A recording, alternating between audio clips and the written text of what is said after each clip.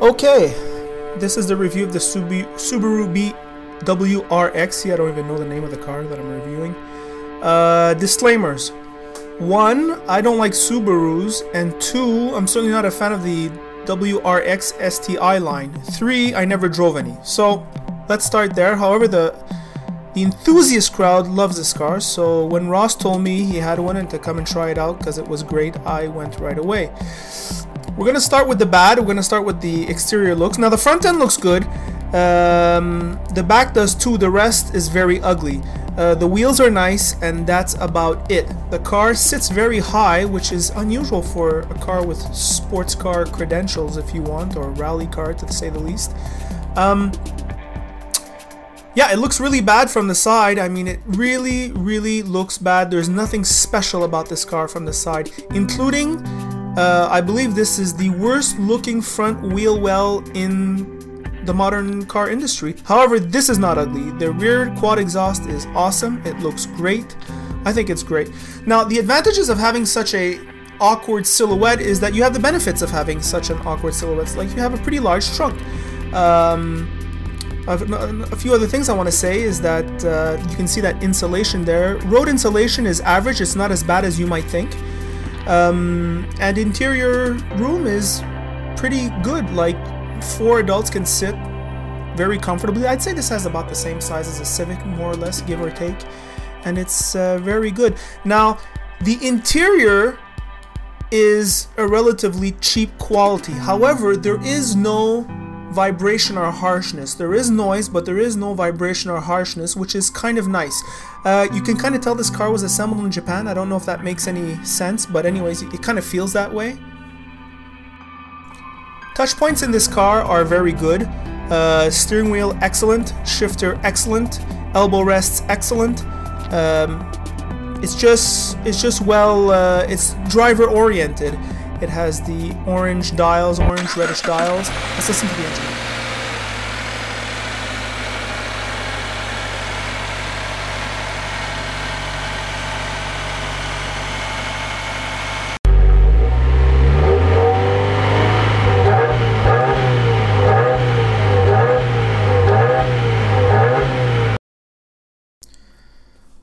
Where this car shines is on the road.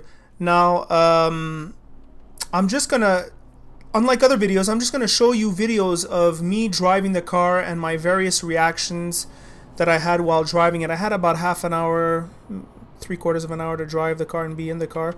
So I'll let that be the review if you want. I'll let that give you an idea of A, what it's like to drive the car, and B, how I felt. I cannot get over how smooth the engine is. It's a 4-season car, you know. Very practical and roomy.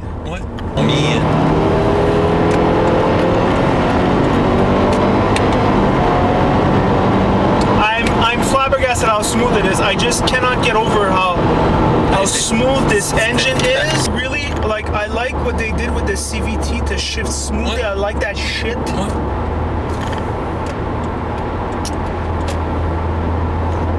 It's bearably noisy. What? I don't think they're beating anyone in that department. No. I find it's an SI with benefits. Yeah, that's so. This transmission is very good. Yeah. I don't care what anybody says about this. If you don't tell me it's a CVT, I don't know. Exactly. This. I'm gonna give it a shot. Yeah, it went down to 4. It went down to 4 right away.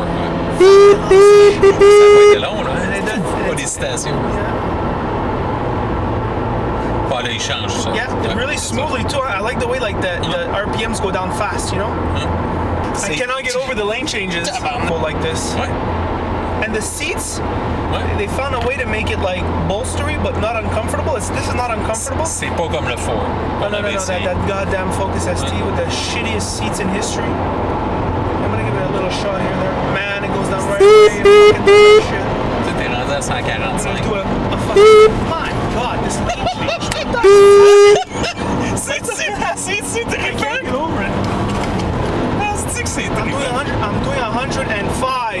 Yeah.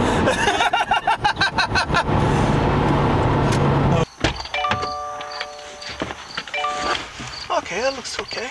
All right, various impressions on this car.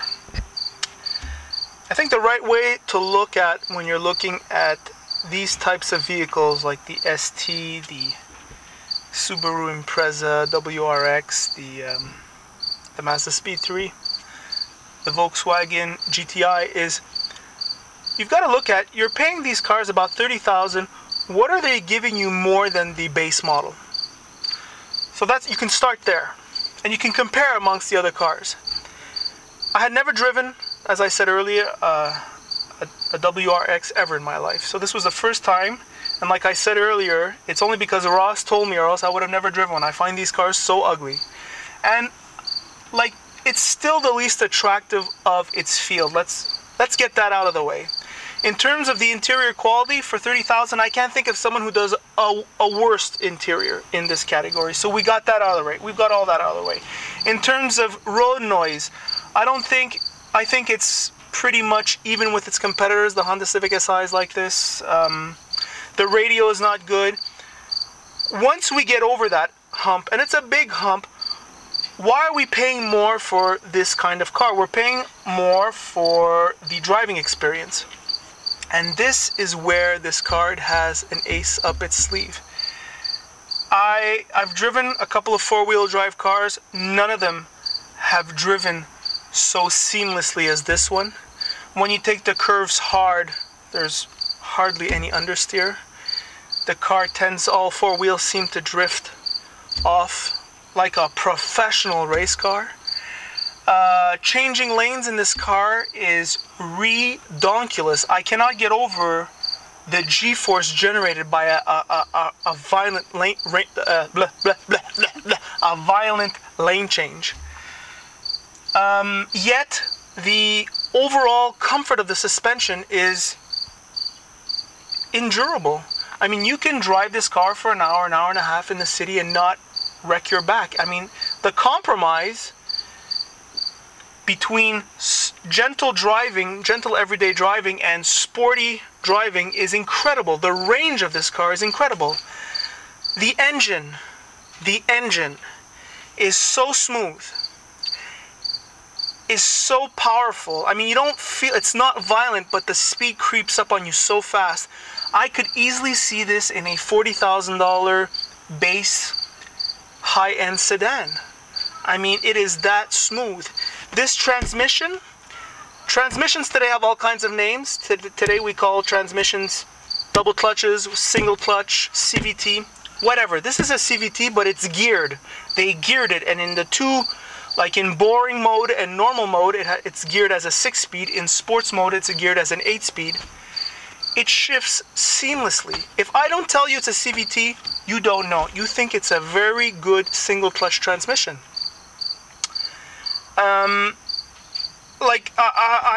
I was kind of like, I was talking to Ross and I found myself saying that I felt the engine was better than the Golf GTI's engine.